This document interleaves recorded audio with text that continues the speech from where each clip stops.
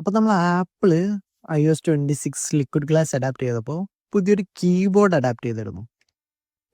ഈ കീബോർഡിൻ്റെ പ്രശ്നം എന്ന് വെച്ചാൽ ഇത് ഭയങ്കര ഇൻകൺസിസ്റ്റൻ്റ്. അതായത് ചില ആപ്പിൽ ഇത് സപ്പോർട്ട് ചെയ്യും, ചില ആപ്പിൽ പഴയ കീബോർഡ് ആയിരിക്കും. അതായത് വാട്സപ്പ് എപ്പോഴും പഴയ കീബോർഡാണ് യൂസ് ചെയ്യുന്നത്. പക്ഷേ ഇൻസ്റ്റാഗ്രാം, ടെലിഗ്രാം അങ്ങനത്തെ ഒക്കെ പുതിയ ലിക്വിഡ് ഗ്ലാസ് കീബോർഡിലേക്ക് അഡാപ്റ്റ് ചെയ്തു. പക്ഷെ ഇതിൽ കോമഡി എന്താ വെച്ചാൽ ആപ്പിളിൻ്റെ ആപ്സ് ഉണ്ടല്ലോ, ആപ്പിളിൻ്റെ ആപ്സ് ഏകദേശം ഫസ്റ്റ് പാർട്ടി ആപ്സ് എല്ലാം ലിക്വിഡ് ഗ്ലാസ് ഇംപ്ലിമെൻ്റ് ചെയ്തു. പക്ഷേ ഞാൻ ഇന്നലെ ചുമ്മാ ഈ പേജസ് പറഞ്ഞൊരു ആപ്പ് ഉണ്ട്, അതായത് ചുമ്മാ ഒരു നോട്ട് ടേക്കിംഗ് ആപ്പ് ആപ്പിളിൻ്റെ.